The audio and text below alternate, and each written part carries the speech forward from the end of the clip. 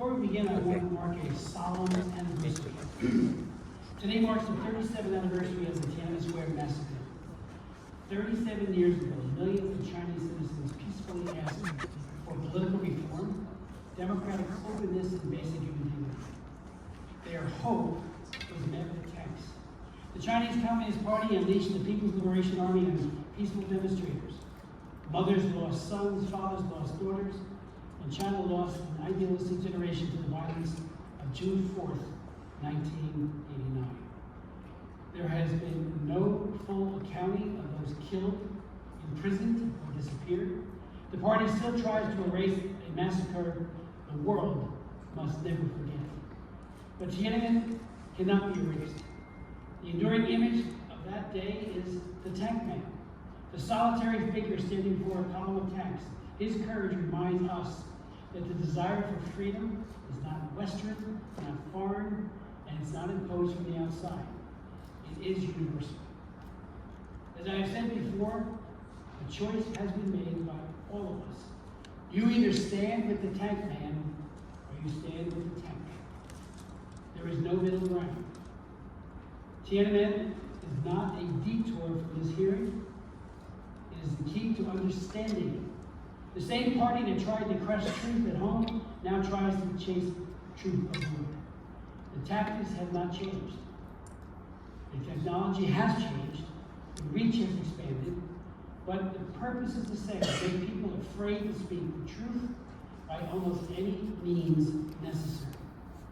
Inside China, the CCP uses surveillance, censorship, prison, the pervasive use of torture, forced disappearance, and fear to maintain their grip on power. But what happens in China no longer stays in China. The party wants to control what is said about China here and control who says it. The CECC has warned about the CCP long arm, torture, forced disappearance, and fear to maintain their grip on power.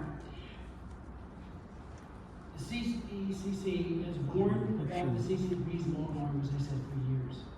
Long before transnational repression became a common phrase, I held a dozen hearings or so of this commission and in my subcommittee on human rights, documenting and exposing a consistent pattern of global abuses, starting with Confucius Institutes back in 2014.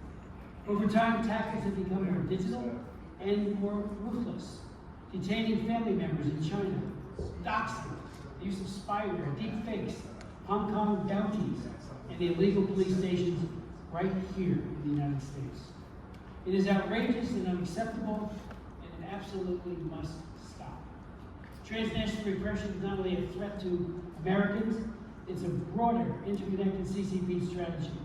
We see that strategy in scam networks, stealing from U.S. citizens, fentanyl poisoning of our cities and our young people, PRC-linked land purchases near military installations, effort to corrupt politicians and elections, steal private personnel and biometric data, and intellectual property theft from businesses and universities.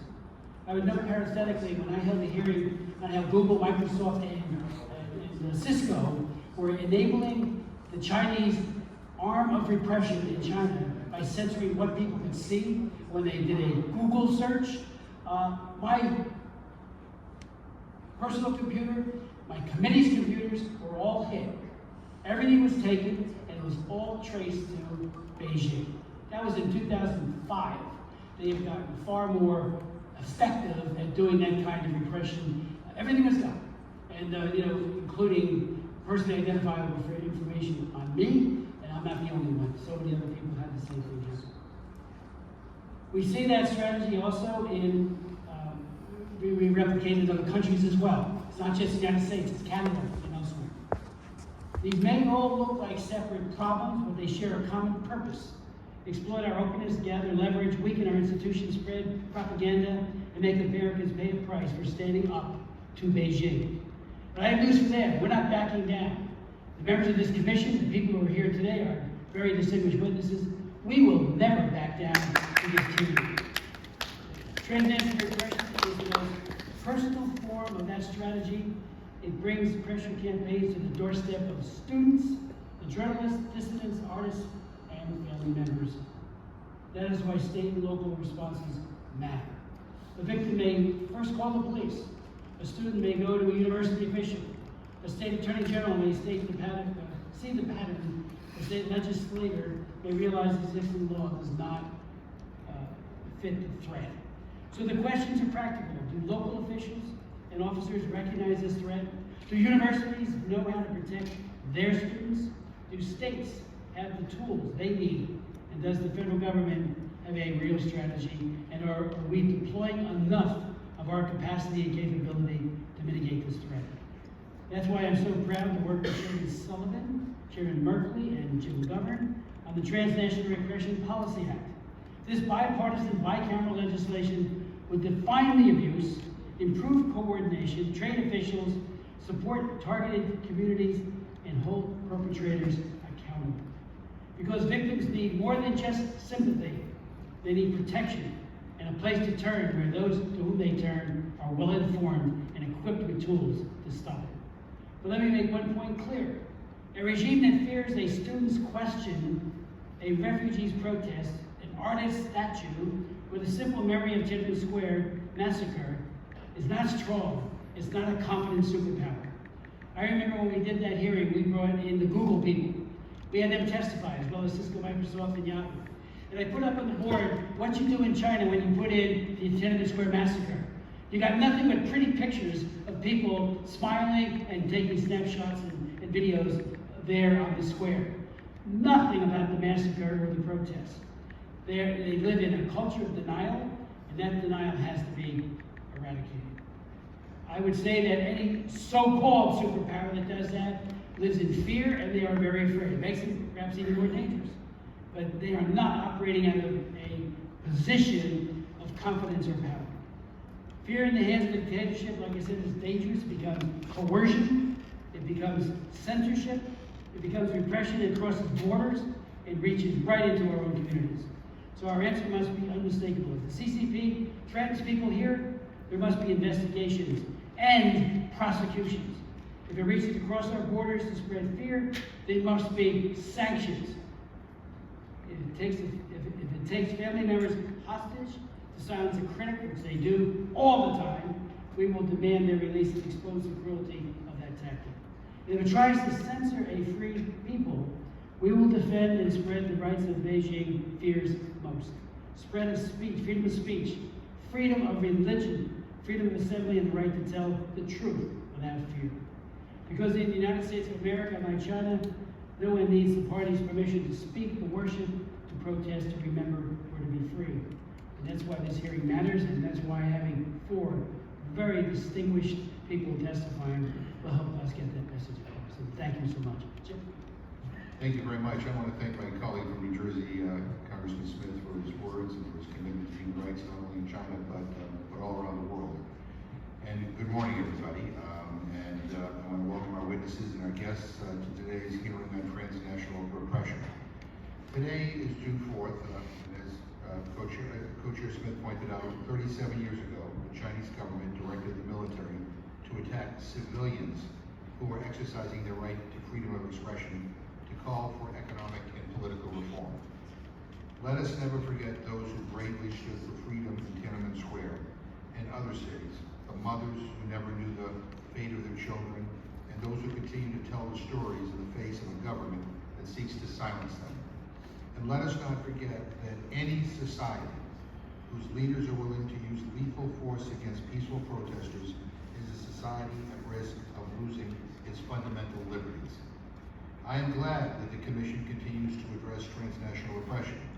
In 2020, Co-Chair Marco Rubio and I created a new chapter called Human Rights Violations in the U.S. and Globally in the annual report.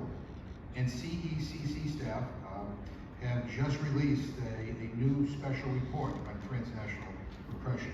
And I always appreciate the dedication of the nonpartisan subject matter experts who work for this commission. And this report is absolutely worth reading. China is the world's worst perpetrator of transnational repression.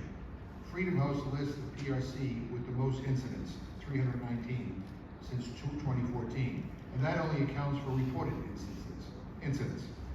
Who knows how many people have gotten threatening texts or calls that they're too scared to report. But transnational repression is more than China. Freedom House lists Tajikistan, Rwanda, Russia, Egypt, Belarus among the biggest violators.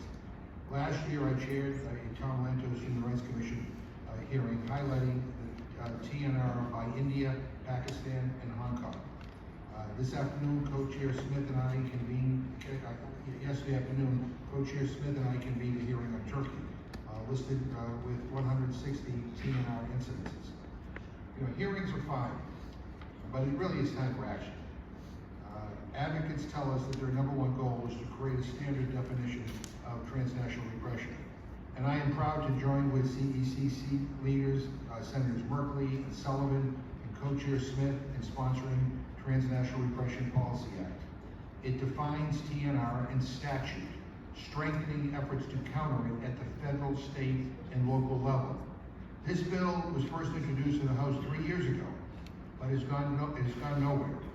In March, Freedom House led a coalition of 35 organizations, including Uyghur, Tibetan, Chinese, and Hong Kong human rights groups, in a statement to the chairs of the House Foreign Affairs Committee and the Senate Foreign Relations Committee, asking them to mark up the bill.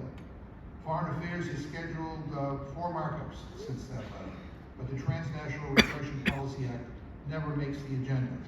And I asked Chairman Mast in the House to schedule it, to act. Our bill is important. It will give the U.S. the tools to lead on TNR. Equally important, we must acknowledge that the tools will only be effective if we avoid double standards. And I worry that we're falling short.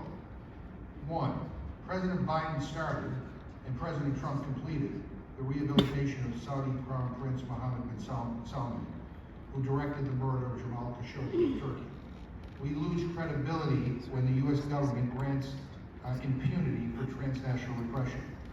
This commission characterized the deportation by Thailand of 40 Uyghurs to China as transnational repression. Yet the Trump administration has deported individuals who have been transnationally repressed in the U.S. by Iran and by Russia back to those countries. We lose credibility to ask other countries to protect TNR victims when the U.S. government refuses to protect TNR victims. 3, to the extent we label political interference by China in the U.S. as transnational repression, then we must consider Senator Bernie Moreno's meddling in the Colombian election as transnational repression. We lose credibility when U.S. officials act like CCP officials. 4, last year, the Trump administration sanctioned a Brazilian judge who brought insurrectionists to justice, falsely portraying legitimate accountability as transnational repression. We lose credibility when U.S. officials pervert TNR to help political allies. In September, our credibility will be again tested. Xi Jinping will visit Washington at President Trump's invitation. Last time he was in the U.S., thugs associated with the Chinese consulate in San Francisco beat up anti-Xi protesters. We must be prepared to defend the right of protest here. The question is, will we? This administration has deployed security forces to suppress Americans' right to protest. They're doing it right now outside of Delaney Hall ICE facility in Newark, New Jersey. If Xi Jinping asks President Trump to contain or control Chinese, Uyghur, and Tibetan protesters, will he do that? Or will he win behind the backs of those engaged in legitimate dissent? This administration has deported people for exercising their free speech rights under the First Amendment and the ICCPR to criticize the Israeli government. If Xi Jinping, asks President Trump to deport people for whatever reason back to China, we must make it clear that that is unacceptable, and we will not do that, and we will not stand for that. Transnational repression is a human rights violation.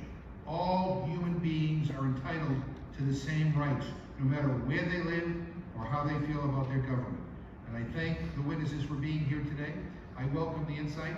I want to apologize in advance that I don't know if we'll get to my questions, but we just got a word that I'm on the Rules Committee that at 2:30 we're taking up the rule.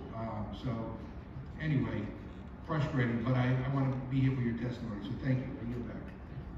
I want to thank our ranking member, and while we do have some disagreements on some issues, Delaney Hall is in my state, and I have been closely monitoring everything going on there. There are people who are credibly accused of rape, child sex trafficking, and I wrote 5 laws on human trafficking, including the Trafficking Victims Protection Act, who are in that facility, and the federal law enforcement, ICE, Immigration, Customs Enforcement, police have been beaten, they've been kicked, punched. The level of restraint that they have shown is incredible, and so much so that our governor brought in the state police, and now the Newark police are there as well. There's a lot of people in that facility. They were claiming that the food wasn't good. It is good. I just can't believe, just because somebody said, oh, this water stinks, doesn't make it stink. We got to be very careful. So this isn't the place, I guess, to debate that. We are here united and standing with our friends both here as part of the diaspora, as well as people inside of China who are suffering the cruelty of Xi Jinping each and every day. I'm barred from going to China. I have tried to go. I've been put on the list. Global Times named me as an enemy, which I find they also named Marco Rubio as an enemy, and Jim. So we need to push back as never before against the monstrous dictatorship of Xi Jinping. And again, you, the 4 witnesses, help bring a great deal of light and scrutiny, and what do we do next to that important issue. So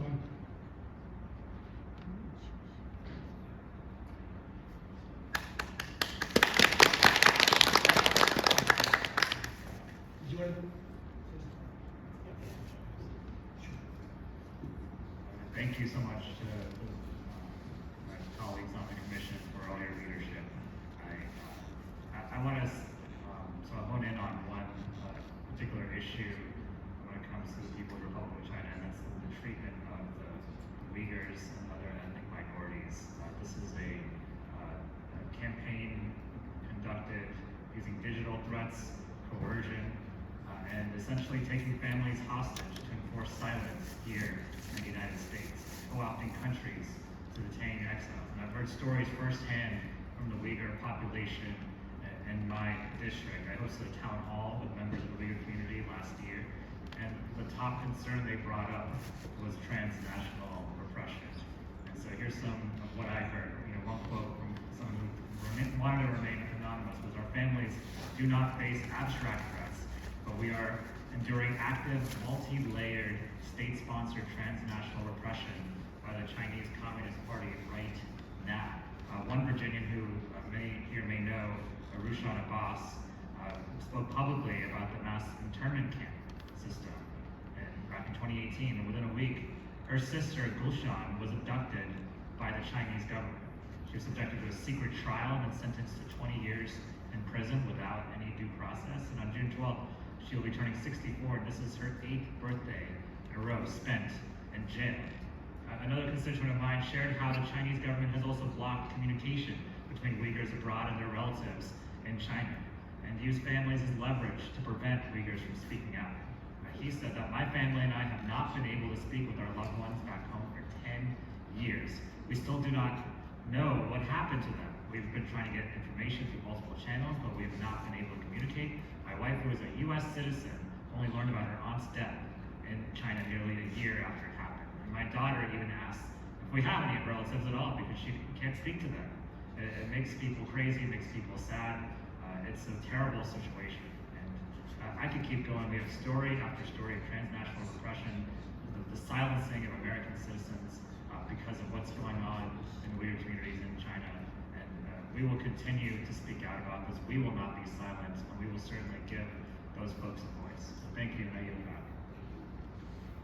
Before we go to our witnesses, I just want to announce, you probably already know this, that the Congressional-Executive Commission on China today released a new report on the PRC's transnational repression and malign influence. The report documents in highly disturbing detail how the Chinese party continues to extend its law and order beyond the Chinese borders. The report is available today. I do hope people will read it. use it hopefully effectively. And I want to especially thank Deanna Pelsang, Andrew Hartnett, and Rita Cheng, as well as our Chief of Staff, Scott Flipsy, for this important report. And now I'll go to our witnesses, beginning first with Stephen Cox, Counselor to the Governor of Alaska. Mr. Cox has served as U.S. Attorney for the Eastern District of Texas and in senior roles at the Department of Justice. In Alaska, his work is focused on public safety, consumer protection, and PRC-related risks, including illegal imports, counterfeit products, and technology threats. We're grateful for his perspective on how state law enforcement officials can better respond to the threats from foreign adversaries. Let me say, Mr. Cox, you have a great senator from Alaska, and we thank him for his leadership. We have worked together on many Chinese bills, including the Fish Act, which amazingly he got through the Senate. There have been several hearings, and he chaired the last one several months ago, on how the Chinese government has taken over fish. Half of all the calamari in the world is coming from forced labor with Chinese boats. I mean, it's a despicable thing. He has gotten past a comprehensive human rights and pro-real trade bill called the Fish Act, and now we're looking to get it out on the House floor, his bill, ASAP. So I want to thank the senator for that. We'll then hear from Nebraska State Senator Elliot Bostar. Senator Bostar has introduced many bills in Nebraska to protect his state from foreign adversary threats, positioning Nebraska as a national leader in state-level security policy. One such bill, LB 644, was passed in June of 2025. That legislation included the Crush Transnational Repression in Nebraska Act and other bipartisan provisions to protect Nebraskans from malign influence from foreign countries. The federal government has a vital role to play, but states are on the front line as well of this China challenge, and we look forward to hearing from him the lessons that Nebraska may offer to all of our states on how to combat this. Our third witness is Arthur Liu, an attorney from San Francisco Bay Area and a longtime advocate for democracy and human rights in China. Mr. Liu was a student activist during the 1989 pro-democracy movement, came to the United States as a political refugee after the June 4th massacre. He has continued his advocacy here, including outside PRC diplomatic facilities. His story shows the reach of transnational repression. Mr. Liu and his amazing daughter, Olympic gold medalist Alyssa Liu, were targeted by PRC spying back in 2022 at the Winter Olympics. No family in America should live under intimidation from foreign dictatorship. On the anniversary of Tiananmen Square, and in great recognition for the achievement of, my wife and I watched her performances. They were amazing. She got gold medals, so that's fantastic. Our final witness is Anna Kwok, Hong Kong organizer and policy analyst based here in Washington. Anna serves as board chair of the Hong Kong Democracy Council, where she supports Hong Kong's pro-democracy movement in the United States. She has testified before this commission before, has provided vital testimony about the human rights conditions in Hong Kong. And of course, we got past the Hong Kong Human Rights and Democracy Act, written by this guy over here, our chief of staff, but it is law, and she has been just amazing in what she has done there. After Beijing imposed the so-called national security law on Hong Kong, Anna continued her advocacy publicly despite serious risks. Hong Kong authorities later issued an arrest warrant and a bounty against her. Her father was imprisoned as retaliation for her work. The Chinese Communist Party wants brave men and women like Anna to believe there is no safe place to speak the truth, not even in the United States. And she is the polar opposite of that, because she speaks the truth and does so with great grace and courage. We thank all of our witnesses, and I now yield to Mr. Cox. Chair Smith, and members of the commission, I just want to thank you for inviting me to testify today. Thanks in particular to Senator Sullivan for inviting me. I know you couldn't make it today. I want to thank the commission for all the work that you've been doing over the last 25 years. I appreciate the opportunity to contribute to your good work, especially today on June 4th, the 37th anniversary of the square. As for me, I stand for take man. My own interest in the broader China threat, particularly the threat that it poses to Americans here at home, goes back almost 20 years. When I served in the Bush administration at the U.S. Immigration and Customs Enforcement Agency, or director, we encountered PRC gamesmanship surrounding removals and repatriation. And we realized that we were not just dealing with an immigration problem, it was an intelligence problem.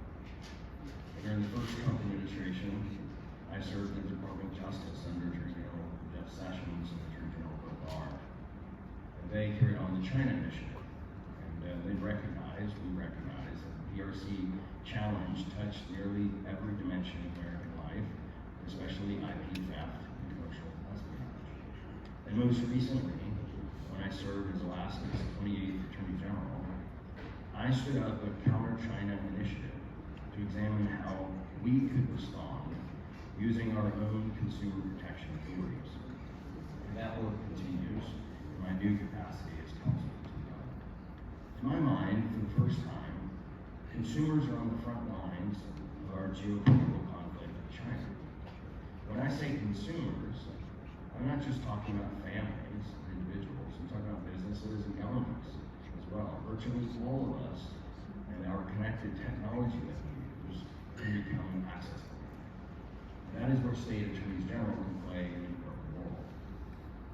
Consumer protection laws allow us to pursue deception and undisclosed risks, areas where foreign influence often hides in plain sight. Alaska's consumer protection laws are among the strongest in the nation, and we're actively looking for opportunities to use those authorities, both on our own and in partnership with attorneys general from around the country, including my co-panelist, Attorney General from Nebraska, Mike Hilgers. General Hilgers, if I can just indulge a little bit, he has been a national leader in this space, using traditional consumer protection authorities to address risks involving Chinese-linked technologies that are sold to American consumers. These efforts and others demonstrate that traditional state authorities can play an important role in protecting Americans from risks that often have a national security dimension. Another area of concern, the focus of today's hearing, of course, is transnational repression. We have not seen significant reported incidents in Alaska to date, but I would caution that this is not the sort of threat that is easy to identify without training and awareness. It may look like harassment or intimidation, unusual pressure on students, deep fakes, or threats directed at relatives overseas. But if law enforcement does not know what to look for, it can be happening right under our noses. And that is why I strongly support efforts to educate state and local law enforcement on this threat, to train personnel to recognize it, and to coordinate closely with our federal authorities and federal partners when these situations arise. Looking ahead, I believe the next frontier will involve closer coordination between attorneys general and administrative enforcement agencies too. One area that has drawn my particular attention involves cross-border payments platforms and money transmitters operating inside the United States. Now, I want to give kudos to Senator Tom Cotton on this commission, who deserves a lot of credit for publicly raising concerns about air logs to the U.S. Department of Justice and the potential exposure of sensitive American financial data to CCP influence or access. I share those concerns about air logs and this administrative movement more broadly, and I've begun to have conversations in Alaska about whether our state licensing and regulatory authorities should take a harder look at money transmitters that are connected to foreign adversary governments. The money transmitter license is a privilege, it's not a right, and I believe state regulators should be asking whether companies entrusted with sensitive financial information can satisfy their state law obligations when data, operations, and key personnel may be subject to foreign adversary influence. States do not need to, and we shouldn't, conduct foreign policy to play an important role here. But states can protect consumers. States can safeguard critical infrastructure. States States can ensure that Americans are not unknowingly exposed to foreign adversary leverage. That mission resonates particularly strongly in a state like Alaska. Alaskans have an express constitutional right to privacy, and we take that right very seriously. If Alaskans are paying a premium for products and services, and we are, they deserve to know what they're getting and what risks may come with it. We're also America's Arctic state, Pacific state. We sit at the intersection of strategic cargo, telecom, critical minerals, ports, fisheries, and Arctic logistics. As a result, many of the threats that we might be discussing today are not abstract for us. So my message is simple. Many of the Chinese Communist Party's threats to Americans increasingly manifest themselves through areas traditionally governed by states: public safety, consumer protection, licensing, and infrastructure. And because of that, states have both the authority and the responsibility to act carefully, lawfully, and strategically alongside our federal partners. Thank you again for having me, and I welcome any questions.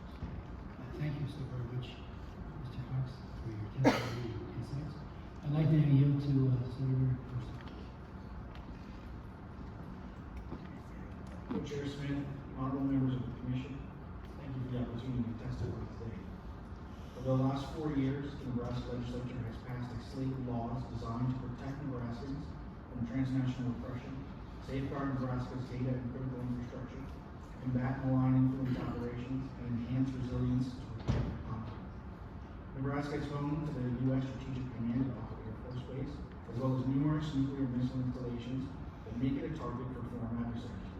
However, every state has critical industries, infrastructure, and institutions that our national security relies on. The People's Republic of China is a threat to every state and every community in our country. Our work to address the threats facing Nebraska from the PRC began when we were alerted to Pentagon concerns about the pervasiveness of Huawei technology near our critical defense infrastructure. In 2020, the U.S. government took formal action to designate Huawei technologies as a threat to national security. But Huawei technology was still in use and being newly installed throughout Nebraska years later. In 2023, we drafted legislation to prohibit telecommunications companies from receiving state funds if they use or provide communications equipment deemed a national security threat. Additionally, telecom companies must annually certify that they don't use equipment designated as a threat by the FCC. The law also clears red tape obstacles to enhance security by stipulating that no additional permits or authorization from any state agency or local government will be required to remove prohibited equipment. Robust lobbying pressure was employed to keep Beijing-linked technologies in use, but elected officials from both parties ultimately rejected this pressure. After this law passed, my office was inundated with threat information from national security professionals who encouraged us to push forward. And we passed several more laws in 2024 to protect Nebraska against foreign adversaries. The Foreign-Owned Real Estate National Security Act prevents any person, foreign government, or entity determined to be a foreign adversary from holding land within 10 miles of military installation, including nuclear missile silos. In cases of non-compliance, the law provides the Nebraska Attorney General with authority to force divestment. The Pacific Conflict Stress Test Act created a joint legislative and executive committee on Pacific conflict to assess how a conflict in the Pacific could disrupt and endanger Nebraska. The committee meets quarterly to evaluate the state's supply chains, export markets, critical infrastructure, and security apparatus, and makes recommendations to strengthen resilience. Lastly, in 2024, we passed the Foreign Adversary Contracting Prohibition Act.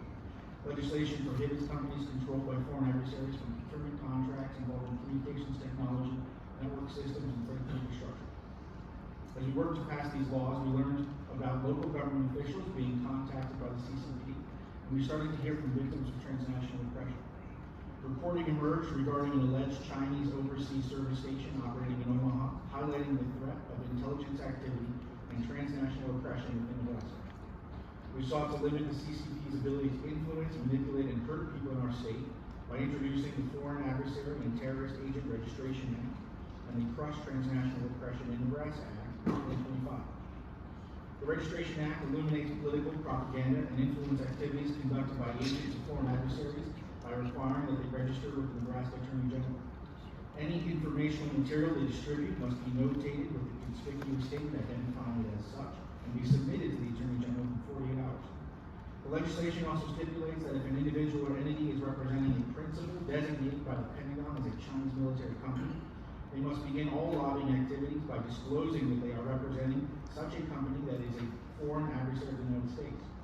Violation of this provision results in a $100,000 fine, which increases by $100,000 for each subsequent violation, up to a maximum fine of $1 million per violation. Any individual who provides information leading to a penalty under this act is entitled to receive a $50,000 reward from the state. The Transnational Repression in Nebraska Act defines covered offenses as specific crimes already existing in law that will now receive an enhanced charge if the person committing the offense is an agent of a foreign principal. This legislation also punishes unauthorized foreign law enforcement by establishing that an agent of a foreign adversary commits a felony by deliberately trying to enforce a foreign government's law or rule in Nebraska. Our final 2025 reform conformed with what Congress accomplished with the Biosecure Act and the most recent National Defense Authorization Act. Our genetic protection law establishes that no medical or research facility shall use any genetic sequencer or software for genetic sequencing if such device or software is produced in or by a foreign adversary. Chinese companies sanctioned by the Pentagon have developed some of the world's largest gene banks for the Chinese military, supporting potential genetically targeted bioweapons about which senior Chinese military officials have written. This law takes every measure possible to cut off Chinese military companies from accessing the genetic data of Nebraskans, complementing the federal Biosecure Act. Just this spring, we enacted a new and unique protection for critical infrastructure focused on denying foreign adversary companies access that could be used for operational control or sabotage, either in person or remotely.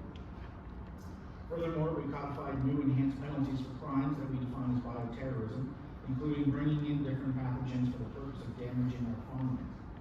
Although each of these pieces of legislation faced opposition, we were able to pass them into law with bipartisan support. The effects are already visible. Awareness among state and local officials has increased significantly. Procurement standards have hardened, infrastructure protections have expanded, law enforcement coordination has improved. And Nebraska now evaluates infrastructure and investment questions through a national security framework that simply did not exist several years ago. Other states are emulating these models. Congressional leaders, executive agencies, and even other nations, such as the United Kingdom, have learned from different facets of what Nebraska has achieved. Most importantly, Nebraska's leadership in combating malign foreign influence has demonstrated that states have power and responsibility in this space. In fact, both President Biden and President Trump have called upon states to lead in driving solutions where we are closest to the security risks. We know our adversaries are coordinated and adept at attacking us at every layer of government. We must be able to defend ourselves utilizing this same whole-of-government approach. We must strengthen coordination between the states themselves and between the states and the federal government. Our work in Nebraska has been made possible by guidance from national security experts and practitioners. More established and formalized systems of coordination will help us further identify vulnerabilities, protect critical assets, and contribute fully and comprehensively to the defense of the American homeland. Thank you again for this opportunity to testify. I look forward to your questions. Senator, thank you for your leadership. Thank you for what you are doing to lead the country. I hope that everybody follows your suit. You know, there are some states like Texas, like Utah, Georgia, but far too few. So thank you for the leadership. Mr. Liu? Yes, good afternoon. Good afternoon, Co-Chair Mr. Smith and distinguished members of the Commission. Thank you for inviting me to testify here today. My name is Arthur Liu.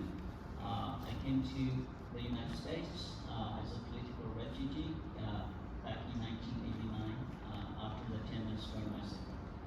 And I'm also the proud father of the Olympic gold medalist Arthur Liu, and also 4 other wonderful children. Today is especially a sad day for me. 37 years ago, on June 4th, 1989, the Chinese government sent tanks and soldiers to kill students and civilians in Tiananmen Square and also in Beijing. At that time, thousands of students and civilians just gathered peacefully to call for the democracy, freedom of speech, freedom of the press, the rule of law, and for basic human rights in China. Thousands of them lost their lives, and hundreds more were severely injured. At that time, I was in Guangzhou attending graduate school in Zhongshan University. I was one of the principal organizers of the democracy movement in Guangzhou, China. When news of the massacre reached Guangzhou, I was devastated. I could not understand and believe how a government that claimed to serve the people could turn its weapons against its own young people and civilians. In response, I organized more protests in Guangzhou against the massacre. Of course, soon afterwards, I became one of the most wanted democracy activists in southern China. I was very fortunate to be able to escape from China to Hong Kong. And after I came to America, I continued to organize protests in front of the Chinese consulate in San Francisco and also in front of the Chinese embassy in Washington, D.C., calling upon the Chinese government to release political prisoners, religious prisoners in China. I've spoken publicly many times about the human rights abuses in China. Like many refugees, I believed that once I arrived in America, I had left political persecution behind me. But an incident in late 2021 proved me wrong. To explain what happened, I must tell you a little bit about my daughter, Arthur Liu. Alisa recently won 2 gold medals for the United States of America at the 2026 Winter Olympic Games. Before that, she became the youngest U.S. women's champion in history when she won the U.S. figure skating championships at the ages of 13 and 14. She set records as the youngest female skater in history to ever land a triple axel in international competitions at the age of 12. And she was the first female skater in history to have landed a triple axel and a quadruple jump in the same competition program. In 2021, it was clear that she was on her way to represent the United States of America in the 2022 Winter Olympic Games in Beijing, China. Alisa posted a piece of news about the human rights violations in Xinjiang back in 2018 when she was only 13 years old. And I guess the Chinese government never forgot about that. And since she was most likely going to Beijing for the Olympic Games, I may also be going as well. So they were concerned.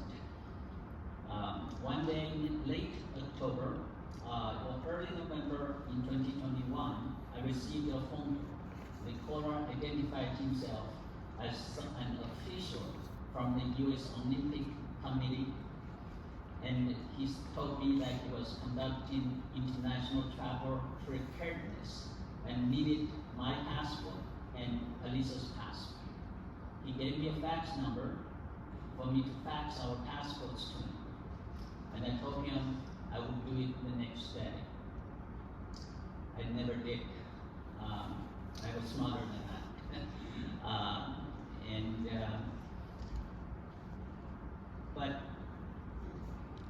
later on, I got a phone call. Just a few days later, I got a phone call from the FBI, and he told me he needed to meet with me. And I met him at a Starbucks. He told me that a Chinese spy acting on behalf of the Chinese government was already in the San Francisco Bay Area. That was in early November 2021. He would be tracking my movement. He would be surveilling on my daily activities. He would be placing a GPS tracker on my car, and he would try to collect our personal information like social security numbers, and particularly our passport information. And the FBI told me to watch out for my surroundings and be careful. I was very worried when I heard the news because Alisa was most likely going to Beijing. And I was also concerned that the spy might do something to her in the United States. At that time, Alisa was competing in Japan. So the next day, she came back to America. I took her away from the San Francisco Bay Area to another location for training. As we were boarding the plane, and I received a phone call from the FBI. He told me that the spy was right on his way to our house. And I couldn't believe it. It was like a scene right out of the movie. It could not have been so coincidental that we were boarding the plane and the spy was right on his way to our house. The FBI agent informed me that they were ready to arrest those spies acting on behalf of the Chinese government at that time. But as a father, I was terrified for the safety of Alisa when she goes to Beijing to compete for the United States of America. So I told them, can you please wait until she comes back from the Olympic Games? And the FBI said yes. And I also requested additional security for Alisa when she was in Beijing. She was accompanied at all times by 2 adults from venues to venues throughout the Olympic Games. On March 16, 2022, the Department of Justice announced criminal charges against the spies. One of them was Matthew Zebros, the guy who called me, posing as an official from the U.S. Olympic Committee, and who spied on me in the San Francisco Bay Area. When the news came out, a neighbor from my office came over and told me. And he told me that he had seen this guy, Matthew Zebros, many times. He was mingling in the lobby right in front of my office. And of course, Matthew Zebros was charged, along with, I believe, 4 other people in the spying on me, and also another dissident from China, and an artist in Los Angeles. I'm really grateful to the FBI agent who provided security for me and also my board. And I appreciate that the U.S. government took forceful actions to prosecute those spies to the fullest extent under the law. But America cannot stop there. We can't just prosecute them. We must understand that not just me, a political dissident from China, the Uyghurs, or the people from Hong Kong, we have to understand we will not be safe. America will not be safe until China becomes a democracy. We must understand China must have a government which respects basic human rights and honors the rule of law. We must also understand that America will not be safe until people all over the world can live peacefully and harmoniously together. We have a lot of work to do in America. Thank you for inviting me to testify here today. I look forward to answering your questions. Mr. Liu, thank you for your testimony, your courage, and for, again, congratulations on such a fine performance on behalf of your daughter. And to think that something that she wrote when she was very, very young, will be still in the hands of the Chinese Communist Party to intimidate and threaten. Again, underscores the pervasiveness of this dictatorship. Thank you.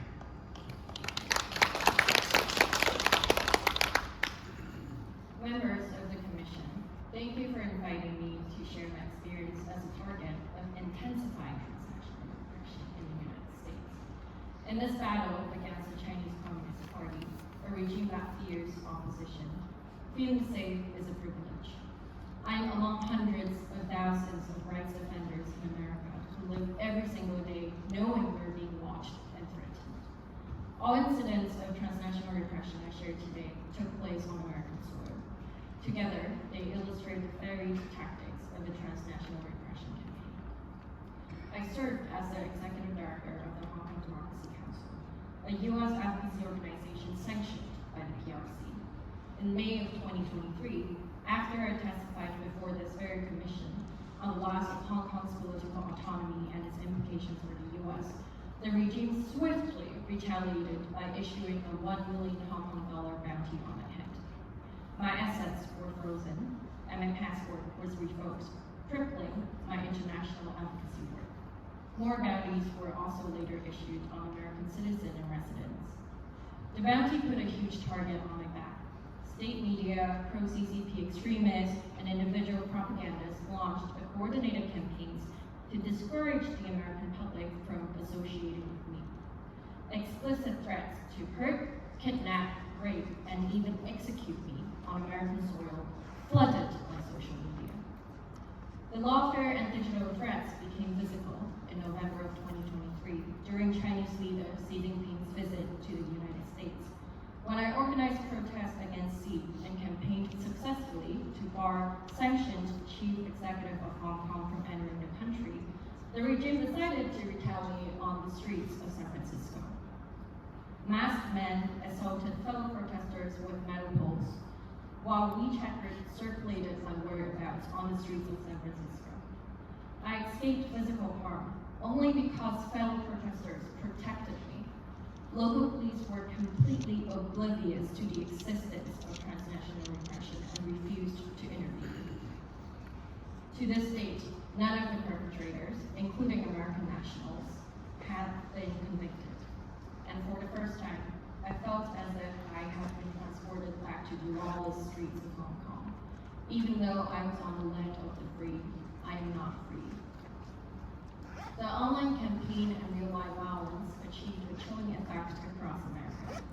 Some supporters of the pro-democracy movement stopped showing up to events. A few went as far as to erase their digital footprints. And their response is all too familiar. It happened once in my first home in Hong Kong, and it is now happening again in my second home in America.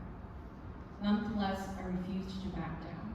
I led a campaign to expose the foreign influence and transnational threats brought by the Hong Kong Economic and Trade Offices.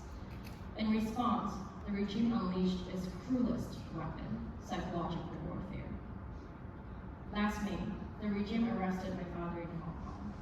He was later convicted for fabricated charges. The state-run trial centered on an insurance policy my father had purchased when I was just a 2-year-old learning to say Papa. My father is imprisoned simply because he is my father. He's now a hostage serving a sentence for crimes neither of us committed. The CCP weaponized my love for my family in an attempt to silence me forever.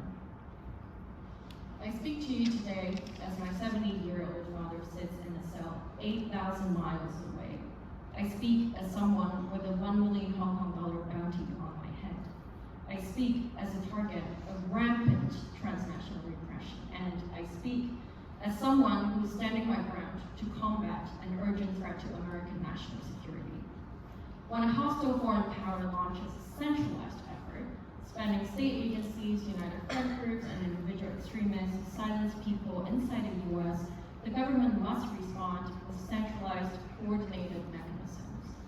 That's why I urge Congress, in particular the House Foreign Affairs Committee and Senate Foreign Relations Committee, to mark up the bipartisan Transnational Repression Policy Act immediately.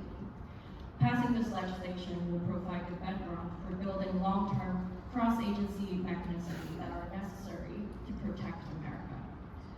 This is a litmus test for the country.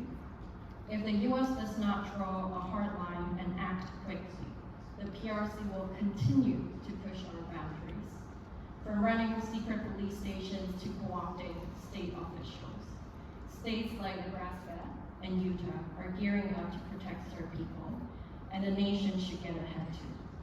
We must confront the threats of transnational repression urgently before it becomes a normalized pattern that cannot be undone. Thank you. Thank you so very much for your bravery and testimony, bearing witness to the truth that you are facing every day. You did say the word intensify, clearly denoting, conveying that it's getting worse. And you know, Xi Jinping will be coming here again soon.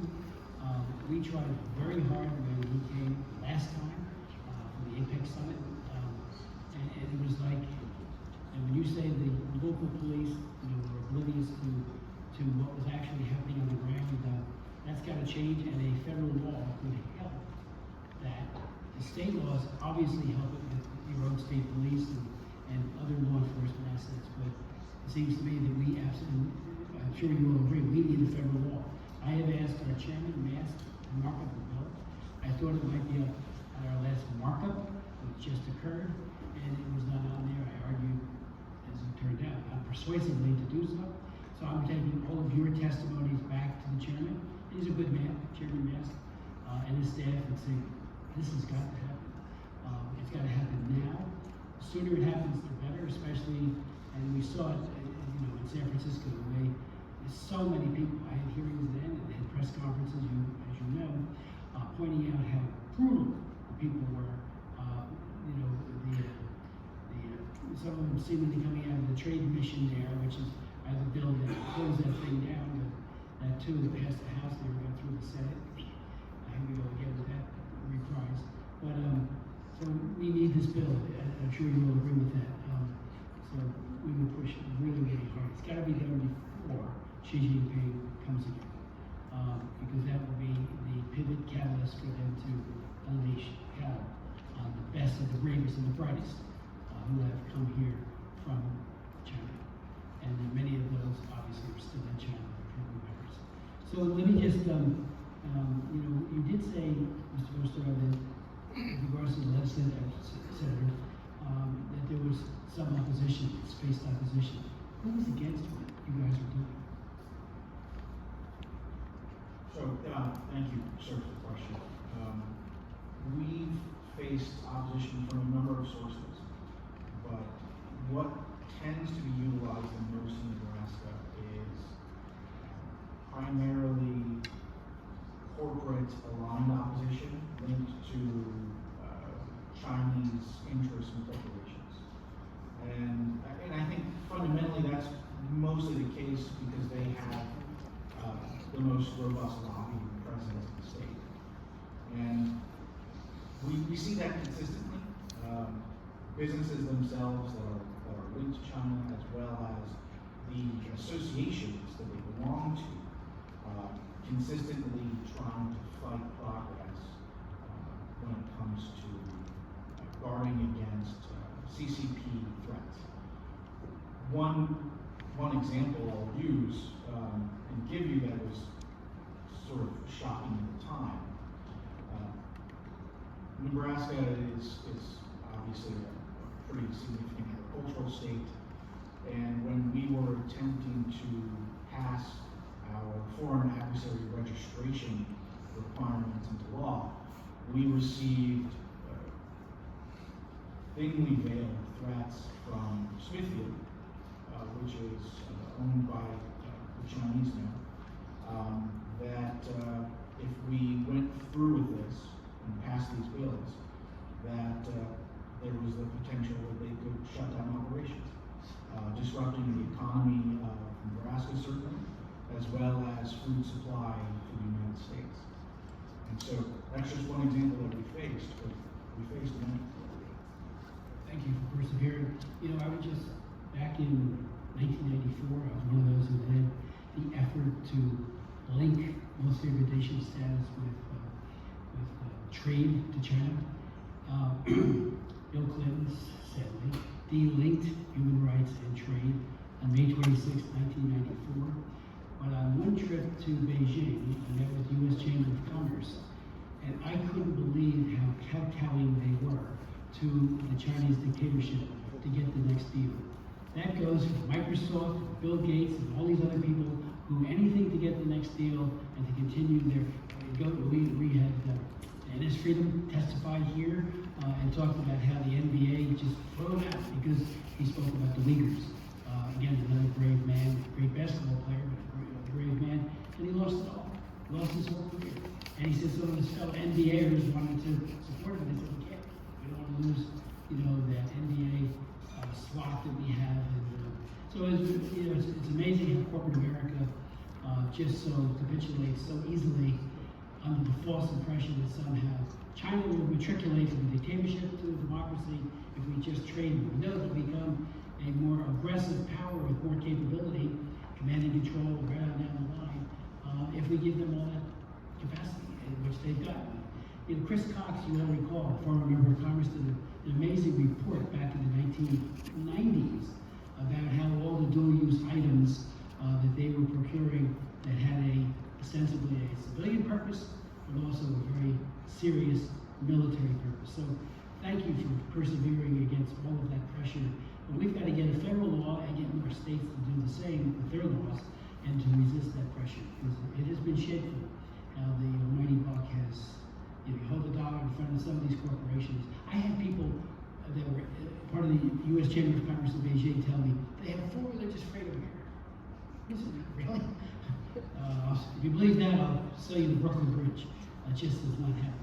So thank you for doing that.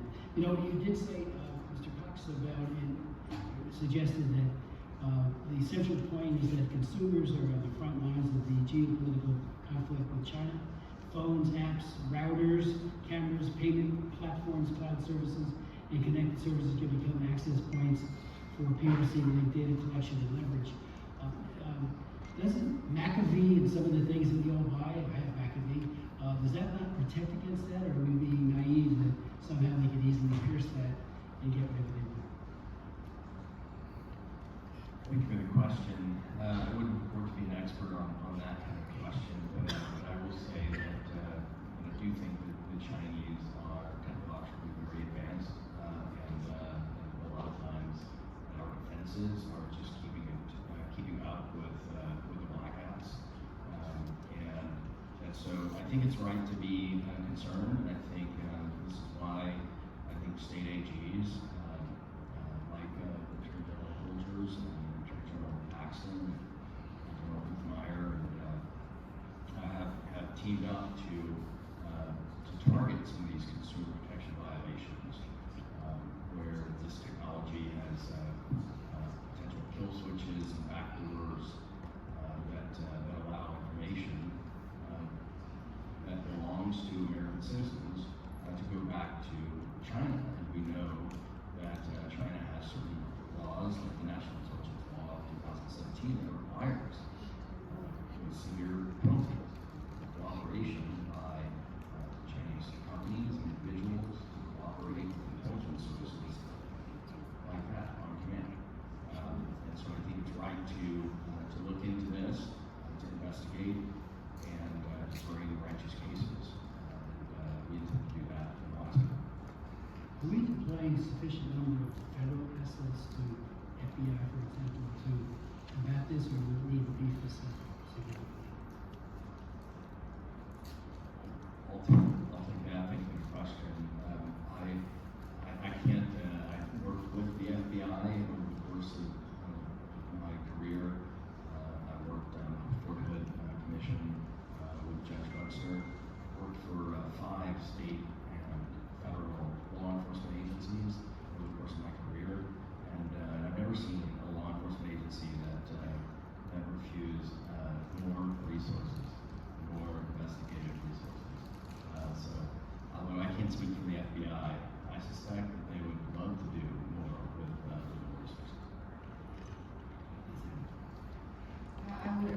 Ms. Cox there that the FBI definitely would appreciate more resources. And in my previous experience from working with the FBI, I've also noticed that there has not been enough resources being put into investigating foreign influence and transnational repression into the United States. And often civil society has to also help share reports and research results with the FBI just because they do not have adequate time or resources to conduct their own researches. But of course, there are certain information or intelligence that we're not able to get from the civil society. So if the FBI would be able to dedicate more resources into investigating transnational repression and foreign influence, I'm sure it will help protect American national security.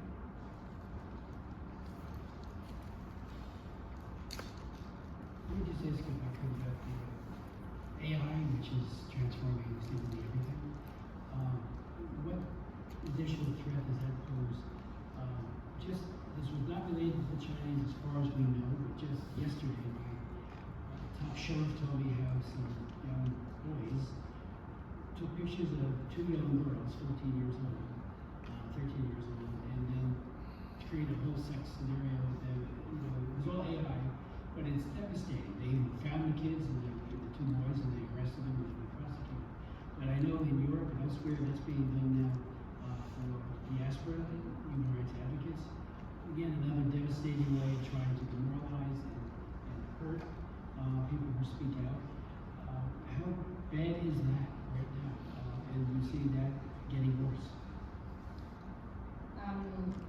The CCP definitely uses artificial intelligence to further repression on diaspora around the world and rights offenders. For example, my fellow activists Carmen Lau in the UK and Laura Harth, they are both being targeted with deepfakes generated by AI and with explicit images and videos that are used to defame them. And I think that is a very devastating development, especially for women defenders in this space. At the same time, we're also seeing more impersonation attempts, getting more sophisticated to try to conduct phishing, identity theft, and to procure information from human rights community. For example, my colleagues would often now receive emails impersonating myself with very sophisticated methods that sound like me and write like me in order to get more information. And last but not least, we're also seeing the rise of AI being used to generate propaganda materials on social media. With the use of AI, the CCP is able to now generate more materials that are dedicated to talking to the American public, to getting to the rhetoric, and to form better narratives or more effective narratives in bringing false information to the United States. And it just, yesterday, Marco Rubio testified before the Foreign Affairs Committee, and I asked him, we don't have much time, as you know, you get 5 minutes, and I asked him about Jimmy Lai, I asked him a few other questions, and I just said, even more so privately, I asked him to help us get the Forced Organ Harvesting Act, the Stop Forced Organ Harvesting Act passed. It passed 406 to 1 in the House last year. It passed in the Congress before that. You know, it's my bill, and you know, it's one of the most serious human rights abuses imaginable, and it's being done, you know, with hiding in plain sight. And we just can't seem to get it out of the Senate, but we're trying, you know, we're hopeful. But if Marco was sitting here, and he used to sit right here, the co-chair of this commission, and did so like the current senator from Alaska with great distinction. And I mean that. You know, we've got a great co-chair here. He brings an intel capacity and an understanding of Taiwan and elsewhere like no other that I know. He is just amazing. And he would have wanted to be here, but he couldn't just make it, but he sends his best. But what would you tell the president and Marco Rubio, again, on the eve of what will be another summit soon, and this is when the planning goes into it to try to make sure that everything we can do to mitigate Xi Jinping's cruelty is tried. What would you say to the president and to Marco? Thank you for the question. I'll just I'll say this, and this is the point that I think you have made at this hearing and others. There are certainly things that the states can do but nothing speaks more loudly than federal action. And that can mean executive action, and it can mean legislative action. The awareness about Huawei and the telecom threat increased a lot based on what was done with Huawei. The prosecution of the spies that targeted Mr. Liu, that increases awareness. The legislation that would also arm state and local law enforcement with training and capabilities to spot the transnational repression behind some of these otherwise ordinary crimes would be very helpful. And all of that is done. Thank you for that question, Mr. Smith. I would tell President Trump and Secretary of State Rubio that the United States must take a tougher stand against the CCP's transnational repression and also against the human rights violations. I would call upon them to urge the Chinese government to release all the political prisoners, including Mr. Bin Wang. He has been in prison in China over 20 years, and I would urge Mr. Rubio and President Trump to call upon the release of Jimmy Lai and other political prisoners in Hong Kong, and really push them to come to the international stage as a civil society, as a government which respects basic human rights in the rule of law. I think this is another opportunity, to be honest with you, without any political prisoner released, with President Trump's visit in China. I think this is another opportunity to bring those major issues in the next visit. Thank you. First, I would like to thank Secretary Rubio and President Trump for commemorating June 4th in Hong Kong, because today we saw that the U.S. consulate in Hong Kong lighted candles in a place where vigils were no longer allowed.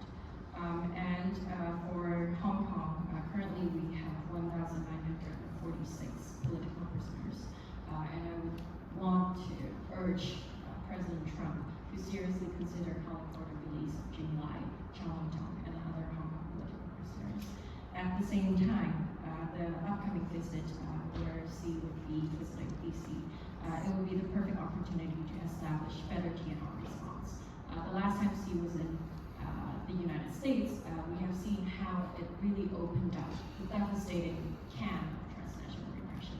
And once they had widened the scope and widened the possibility of transnational repression, it was hard to push back. And this would be the perfect opportunity for the United States to push back, to set actually better protocols for foreign visits, for diplomats who will be on the scene, and for Chinese nationals here in the United States on how to behave, how to respect human rights, and how not to conduct transnational repression against people here on America's soil. Let me just ask you what your view might be of what people inside of China understand, especially today being the remembrance of Tiananmen Square massacre. I've met with many students who come visiting, including at the high school level, who say Tiananmen Square massacre never happened. If you Google over there, and I went to one of their internet cafes once and Googled Tiananmen Square massacre, got nothing. Googled human rights, and I got everything against, it was during the Bush administration, how bad he was, but nothing about there. And I even put in torture with Manfred Nowak, who was then the special rapporteur for torture for the United Nations, had done a scathing report about the use of torture in China. So I put his name in, and it came up with everything but China. So is there really a serious lack of any kind of information in this culture of denial that they live in, perpetrated by the government, that they don't even know this stuff is happening, past tense? Because I met with a group of high school students at a school in my state who said I was lying about Tiananmen Square. I said, and then this is a vindicated Cha Tian, who was the butcher of Beijing, who ordered the actual bayoneting and killing. He came to this country, went down to in this case, it was the Clinton White House, got a 19-gun salute, because by then he was elevated to head of the Department of Defense, the equivalent of our defense secretary. Got a 19-gun salute, and I said he should have been taken to the Hague for crimes against humanity. So we did a hearing. He goes to the Army War College and says, nobody died at Tiananmen Square. And all over, the Global Times, the People's Daily, because I read the image for we were extolling how he had said all this, and I had a hearing 2 days after he said it, with all these witnesses, most of whom were Chinese witnesses, who said it did happen. The Time magazine correspondent who watched people die, but he got away with it. Clinton himself should have said, "Hey, pal, a lot of people died in Tiananmen Square. Quit, don't lie about this, because if you lie about this, what else are you lying about?" But they did lie. But I'm really concerned that it's as if it never happened, which is so important. And in Hong Kong, of course, they crushed the remembrances there, and of course throughout the rest of China. How do we get that through to the people as to what has happened past and what is happening today? China, or the Chinese Communist Party, certainly excels in twisting history and twisting narratives. And right now, I would say there's currently an ongoing war on narratives and discourse between the U.S. Or democracies around the world versus China. Every single day, I go on social media and I see China spreading misinformation and disinformation about history, about what has happened, and especially on June 4th today. And in Hong Kong, we're also hearing rumors that starting next year, textbooks would no longer be allowed to mention, even one line on June 4th. As of now, Hong Kong already is not allowing individuals or even people holding candles on the streets of Hong Kong. This morning, or last night, we saw news in Hong Kong where the police actually stationed on street corners to Hong Kong waiting to arrest people who dare to just walk around, who dare to just express themselves with very creative art, and who dare to just share symbols of June 4th, no matter how implicit.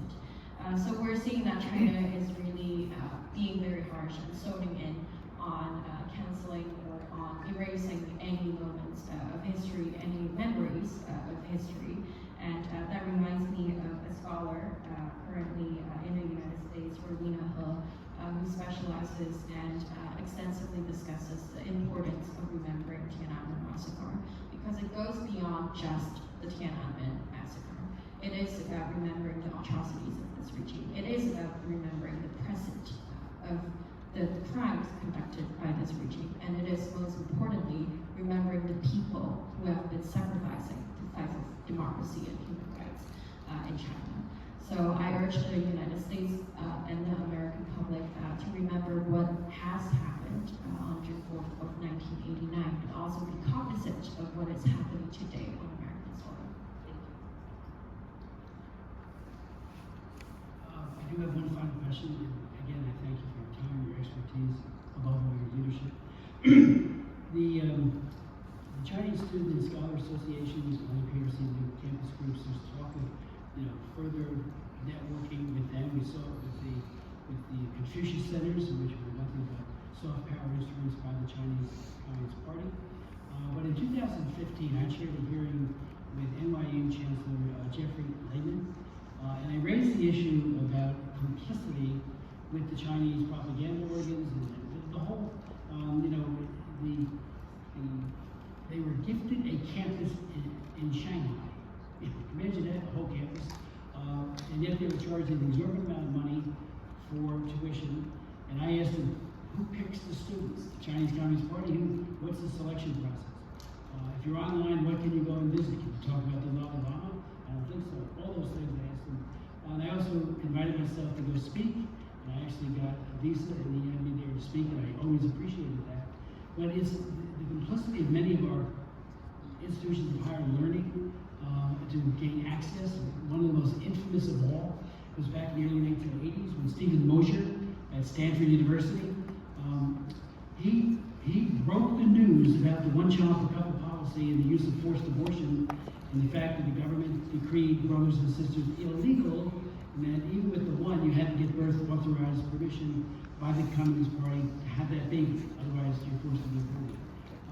I did a number of bills that passed in the House, some in the Senate, to defund any organization like the UN Population Fund, which is getting a great deal of money, and Reagan was all for it, and we did just that. Trump has done the same thing again with the UN Population Fund and others. But meanwhile, Stanford, which is where Stephen Mosher was earning his doctorate, threw him over the side. They threw him out. Matter of fact, it was so bad that the Wall Street Journal did a piece that said Stanford morality, and talked about how he had been disenfranchised from the university because he broke a story that they didn't want to have to deal with because they wanted access. So my question is, are we seeing any improvement on the part of our colleges and universities to the mega threat that the Communist Party poses, how they can be manipulated and used, the information transfer that is applicable to their military?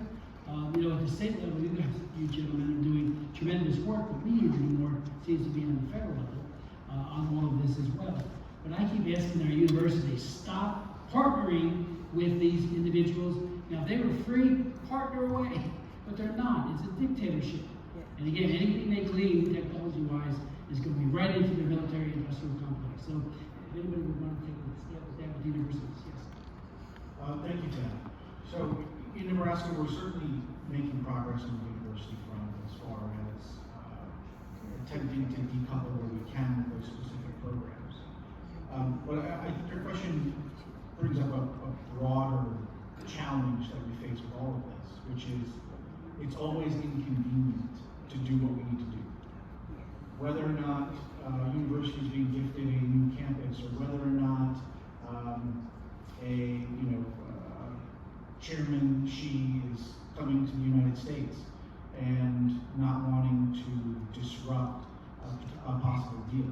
There's always a reason why it's the wrong time to do what we should do. And it's exactly for that purpose that we have to resist them. We have to take the actions now. It was never convenient for us in Nebraska to pass the bills we did, to create the laws we did, to create the structures of accountability on the CCP, because there are costs. There are political costs. There are economic costs.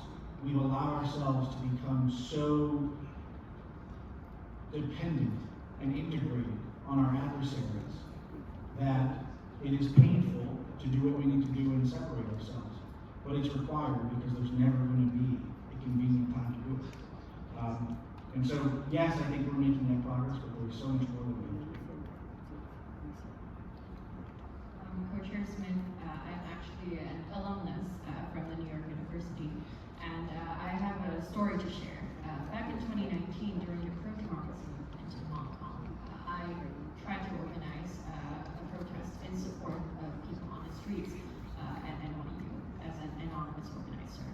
And initially, we were expecting a few dozens of Hong Kongers to show up in solidarity. In the end, hundreds of people showed up. And these hundreds of people were not supportive of what we did. Instead, they were students, faculty members, members recruited by the CSSA on campus at New York University. When they had such an overwhelming number of people, they encircled us, they started taking photos of us, and at the time, even though I was fully anonymous, they tried to identify me and dox me online, circulating our photos, videos on WeChat groups to try to find out which student this is, what classes they were taking, trying to trace where we lived, and things like that. And very unfortunately, this was not the only time I encountered the CSSA. In 2023, when I was in San Francisco, as I talked about before, for the APEC Summit, once again, CSSA was mobilized, and this time at the San Francisco protest, many Chinese nationalists were mobilized to support CCP. And among all the groups that were on the ground, the CSSA actually mobilized the majority of them. They managed to get thousands of Chinese students traveling to San Francisco from Los Angeles, from other areas of California, to support Xi Jinping and to show that China is the kind of leader they wanted, which of course we know is a lie. Even though they were not the most hostile crowd, but they definitely were the largest crowd. And we also found evidence that the CSSA actually promised paid meals and accommodation, telling students that they could just go to San Francisco for a trip, while in reality it was for propaganda and it was also for intimidating and fearing people like us. So I would say that for higher institutions, the existence of these Chinese students and scholars associations are definitely a problem, and the issue that they're still present in the United States allow the Chinese government plenty apparatuses for them to spy on and surveil students in America, including Hong Kong students in America who are merely trying to express themselves. So that's why I urge higher institutions to really reconsider their partnership with the Chinese government and also reconsider the existence and allowance for the CSSAs to appear on campus while there have been plenty evidence of their work that are necessarily acting as adversaries to American institutions and the government. Can I just ask a follow-up? The students that flocked into San Francisco, was there any element of coercion? Their families back home would do this or else, or was it more they were ideological, simpatico with the Chinese Communist Party, naive perhaps, or what? I mean, or getting a free trip?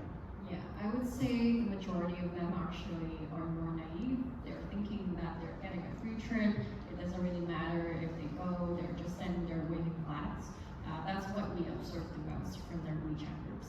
But at the same time, they are also definitely ideologists who would go out of their way to really shout at us on the streets or try to intimidate us with the number of people they have. And at the same time, I think even though they are naive, but as we have said in our earlier remarks, sometimes in the end, you have to pick a side always, as you said. It's either with the tankmen or with the tanks. And I think for them, being naive doesn't excuse them from the fact that they are deciding to associate with the tanks. Which states do you know on this? I just want to add that from a diplomatic point of view, we must engage the Chinese government, whether it's a higher education in America, or whether it's a government or businesses. I strongly encourage them to engage in China, deal with China, but at the same time, we have to take a very strong position against human rights violations, the disability prisoners. We can't isolate China, we have to change China. Thank you. Related to whether or not states can do more, I think short answer is yes. Several states have done a lot. Most states have done something. Some states have done nothing. But no state has done enough. And so we need to be more strategic and coordinated with our actions. We often find ourselves, I talk to my legislative colleagues from across the country, and we spend, frankly, too much time reinventing the same wheel. And so we need better mechanisms of coordinating amongst ourselves, and we also need better mechanisms of coordinating between the states and the federal government. This is a policy area that for too long was left simply to the federal government. And because of that, and because it's more novel and it's newer for subnational political entities to be engaging with, we don't yet have the necessary connective tissue to allow for this to be done as efficiently as possible. And so we need to be deliberate about developing those relationships and creating those systems and partnerships to allow us to really do what we have to do and move forward. To conclude, I just hope and pray and let you know if there's anything we can do, especially Anna and Arthur, with regards to the threats that you receive ongoing, maybe as a result of testifying today. And Anna, as you know, this is not your first time. You are just incredibly brave. We will do everything we can. So if there's someone, FBI, otherwise, that we need to further alert to all of this, because again, these people are brutal.